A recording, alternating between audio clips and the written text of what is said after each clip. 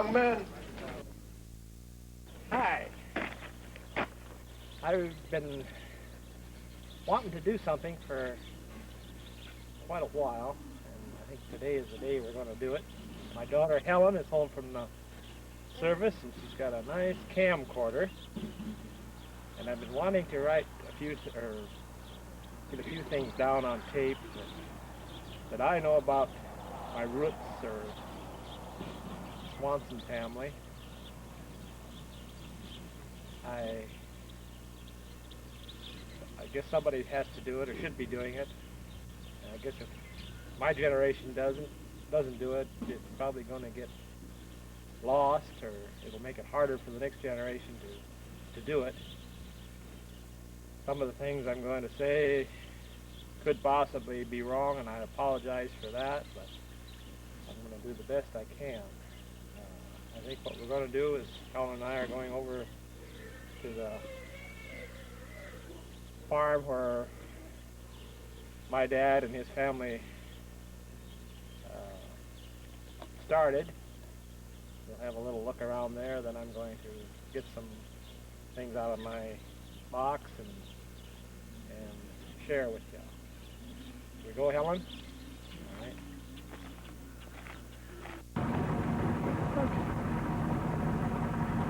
We'll start this with a picture of the road to the farm that my grandpa and grandma first came out to. Got 2 or 3 buildings that are probably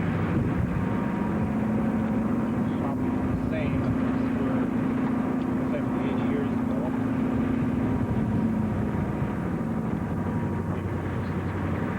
Maybe we'll stop.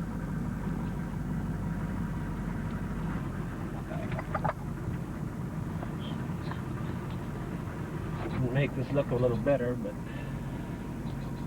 I'm in no position to do that, being I don't own it.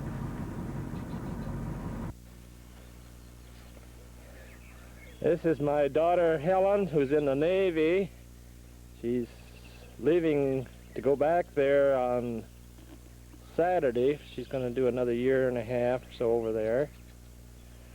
She was 21 years old about 4 days ago. And this is Eric, my boy. He's 11. He's my right-hand man. He came along. He's going to go take his BB gun out in the trees and shoot some bottles while we're doing this.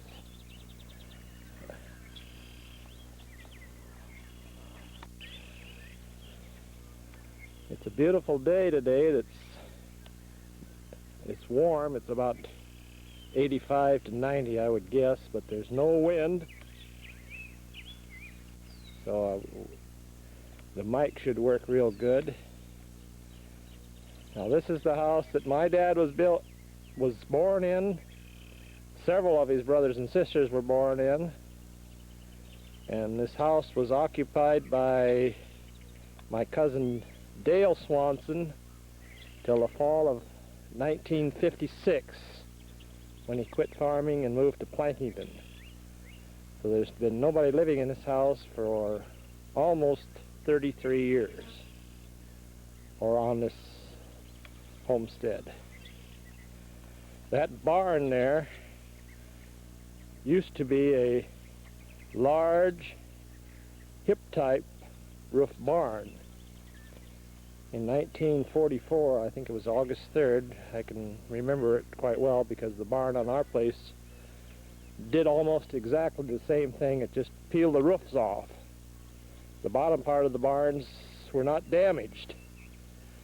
We built our barn back exactly the way it was with a hip roof, and I think Dale was a little smarter than we were, because by this time big hip roof barns didn't have much use for storing hay, and he built it back just with a straight roof. About all he used it for was to put bales in, and that's about all we use our hip roof for anymore either. The hip roof part of it is a lot of wasted space. This granary here is very old. I wouldn't even venture to know how old it is. Back behind this barn was the original barn, but it has, 15, 20 years ago it fell in. There's nothing left there. To the northwest of the house is a, oops, I missed it.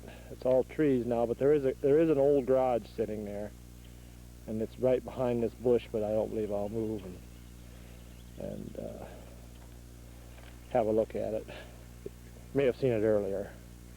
So now I think we'll probably prop this camera up on the back of my pickup, and I've got some notes and stuff I'll use, and I'll try to run through some of this stuff in a few minutes.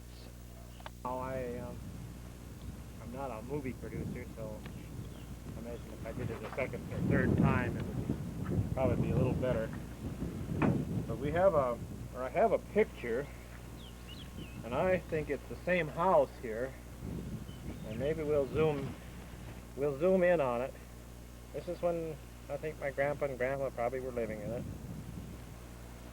It's like the entrance was on the south side.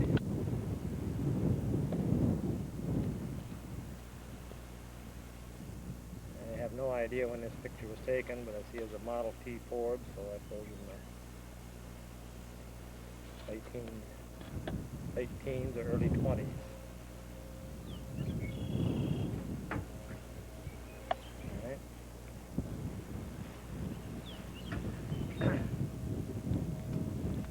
Okay. A few years ago I had my Aunt Minnie, who was one of the children. I asked her if she could get me a little information and dates and so forth, and I kind of wanted to do it while she still had her scruples. So she sent me back a letter, and some of this I'll read, and some of it I won't read, but she's got grandparents, Swansons. Okay, this is Grandma. Was born in Sweden in, it's Frodford, which is a province of Dalsland, Sweden. Her maiden name was Mary Johnson, born May 20th, 1855. I don't know when she came over here, or I suppose she came with her family, but she married Andrew Swanson in Dayton, Iowa in 1883. Looks like she was 28 years old when she got married, and passed away November 5th, 1932 at the age of 77.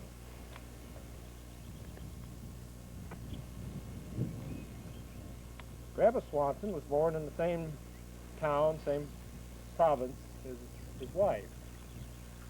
He was born on November 8th, 1854, and passed away at the age of 75. They moved to South Dakota in 1888, 1 year before South Dakota was a state. And they had 9 children. I have a picture of them in later years, which I'll share with you.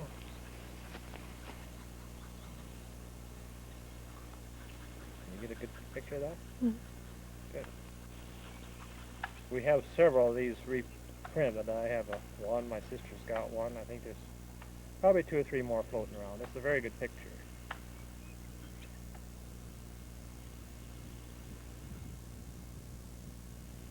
All right.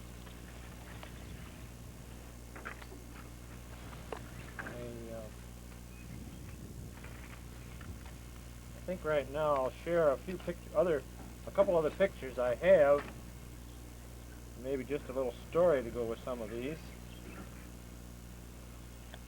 These are pictures that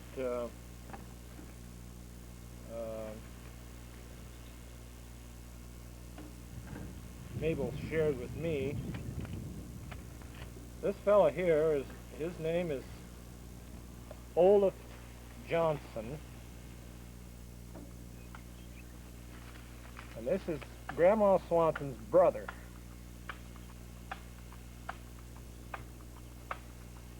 And I could possibly be wrong, but Grandpa Swanson bought this piece of land from this fella. Whether he homesteaded or bought it, I'm not sure. But he bought it from his brother-in-law for, I've seen the amount, but I believe it was a quarter. I believe he gives $600 for it, and shortly before he came out, Grandpa Swanson came out here. And I can say I don't know whether this fella had come out to homestead it. I think at that time there was many people homesteading with the intent of serious farming, and there was probably just as many or more of them that come out here and homesteaded on a quarter of land, hoping to maybe stay on a little while, then selling it. There was a lot of trading. They were trading to get different lands, and I suppose move closer to something they wanted, but there was a lot of shifting around at that time. All right. The other picture I'm going to share with you is a picture of Grandpa Swanson's sister. Her name was Laura. And her husband's name was Andrew Swanson, too. But he was just a little fella. He was real small, and she was a pretty large-sized woman. They never had any children. And I don't know whether they were serious farmers or not, but they did, at one time, they did live on the quarter right south of this quarter, a little to the west, on land that I own now. And two stories come to mind that I've been told about them.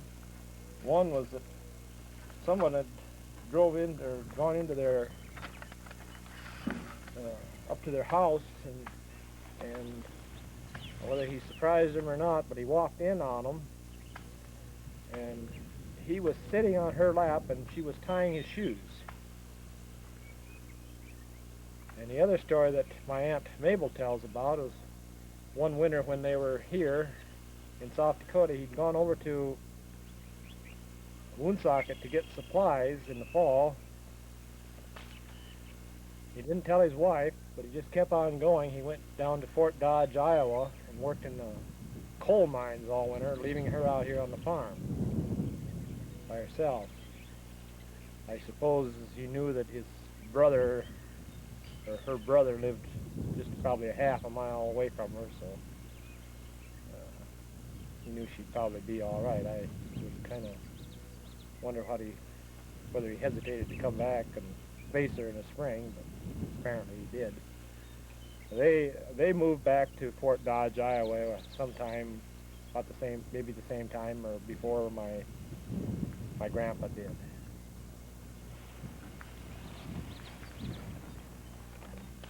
You got it turned down now?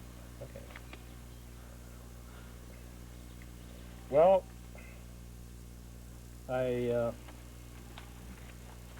I'll read a little of this stuff that I have on my grandpa and grandma.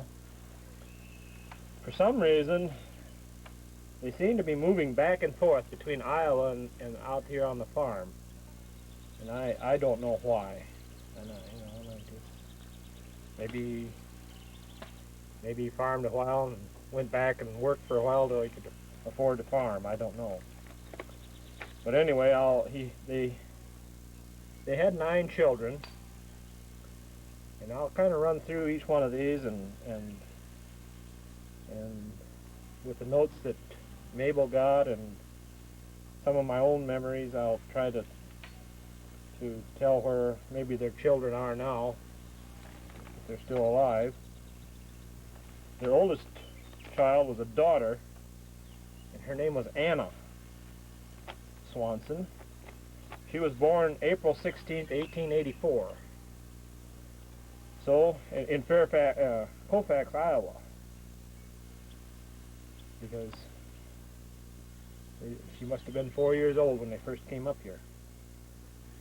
And she passed away May 13th, 1954 in Wessenden Springs. I well remember that because she was taking care of Hazel Dowdy's sister in Wessenden Springs for, I can't remember whether it was a year or so, and she was in good health, but she had an operation that she probably didn't need, but it was something that was bothering her, so she decided to have it taken care of, and something went wrong and killed her. Whether she had a blood clot, I just can't remember, but it was kind of unnecessary for her even to have the operation, but it was probably something that she wanted done. But anyway, she married Andrew Nelson in Wessenden Springs. I'll back up a little bit. In Racine, Wisconsin, June 20th, 1903. They came to Western South Dakota in 1904. And I believe they lived in this neighborhood because they lived up, they may have moved around, but they did live at one time on the farm that my cousin Donnelly lives on right now, and one of their children was born there. But anyway, in 1910, they decided to go to Tripp County, near Hamel, South Dakota, and homestead. And they spent the rest of their life out there on a homestead. And in later years, after their son took over the farm, they moved into Hamel. Her husband died in 1952. I well remember that because 1952 was a year, it was in the spring when we'd had a very bad flood on the Missouri River. We tried to go to the funeral, but it got as far as, this was before the dams, we got as far as Chamberlain, and we couldn't get any farther. The water was up over the roads. The bridge was still above water, but the roads to the bridge were flooded. So we were unable to get to the funeral. Anyway, they had 3 sons. It was Ollie, Roy, and Harold. Ollie he didn't marry till late in life, and he had no children. He's dead. Harold also didn't marry till he was almost 45 to 50 years old. I think they've celebrated their 45th wedding anniversary recently, and he's still going strong. He lives in Rapid City. I mean, he tries to get over here once a year. We usually try and see him once a year. He has a real nice wife named Florence. He'd done carpenter work most of his life. He farmed for a few years. But his main occupation was carpentry.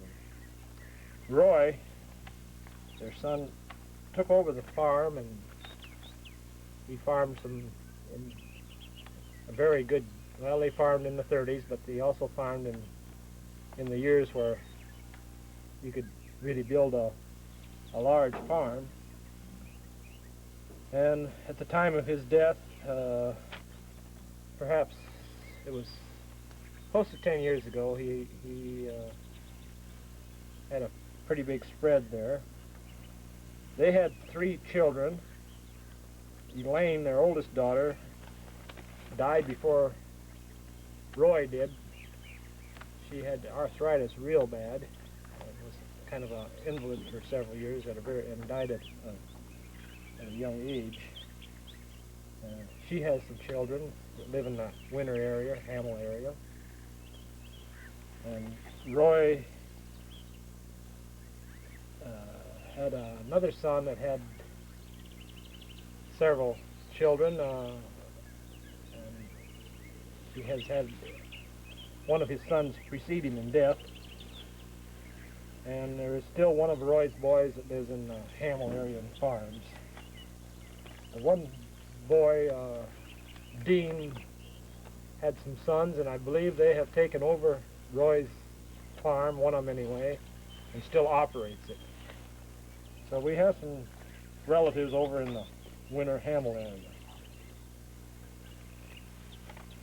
That's the oldest daughter's Anna's children.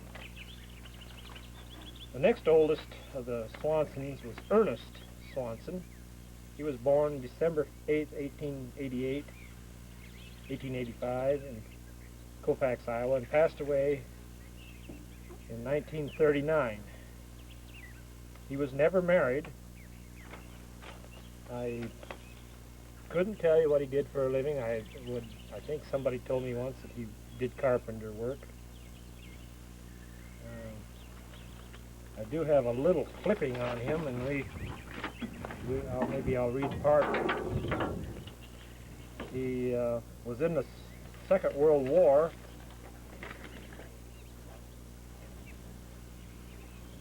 It says here he was, at the age of 10, he moved with his parents to Wessington Springs. When he was a young man, he came back to Iowa, where he was active in community life. He was a carpenter by trade. Okay, I got that right.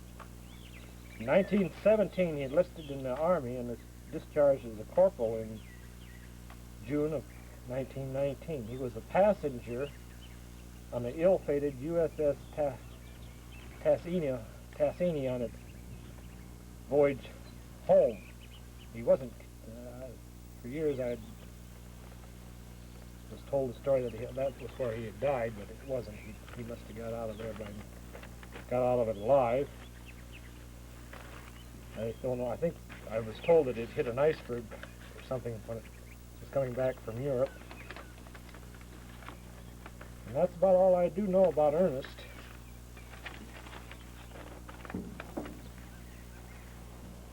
And then the third oldest child was Wendell Swanson. He was born October 18th, 1887 in Carterville, Iowa, and married Hazel Marley in 1914 and had 3 children. Now, Wendell also died at an early age. He died in 1935, so he wasn't probably only about 47 or 48 years old when he died. He left his Hazel on this very farm with 3 fairly young children. I think Donnelly was probably 10, and Janice and Dale were either teenagers or in their early 20s. I think she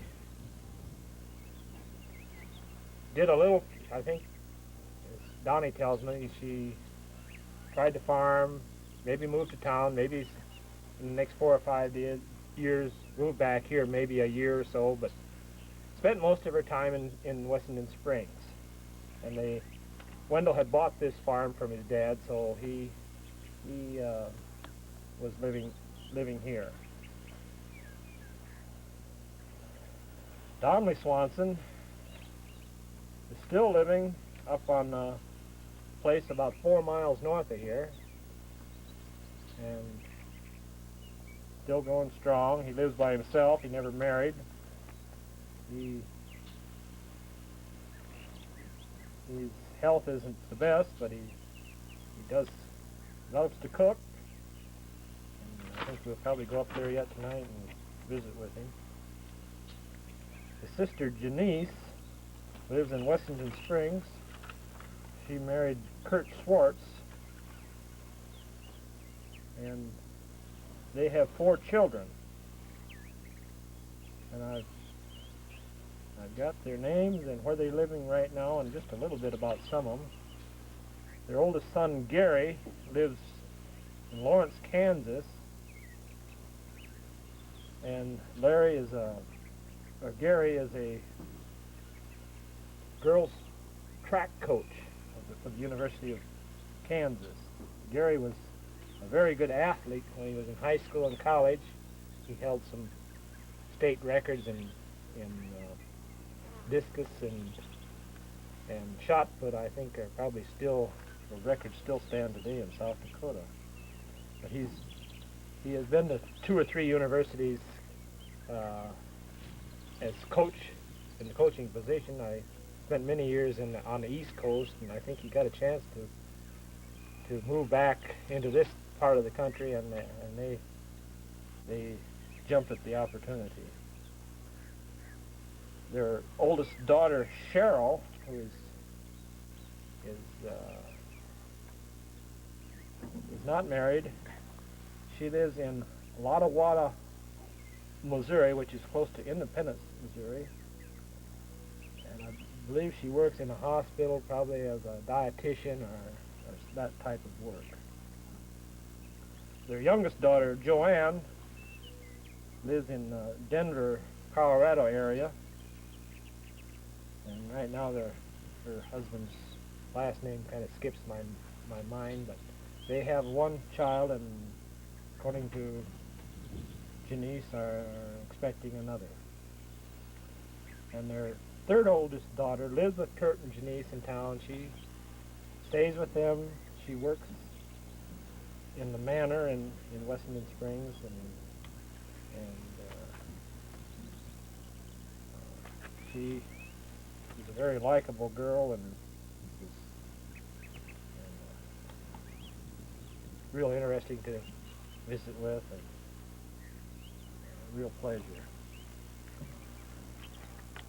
I'll probably skip my own dad right now on the list, but he would have been the 4th child.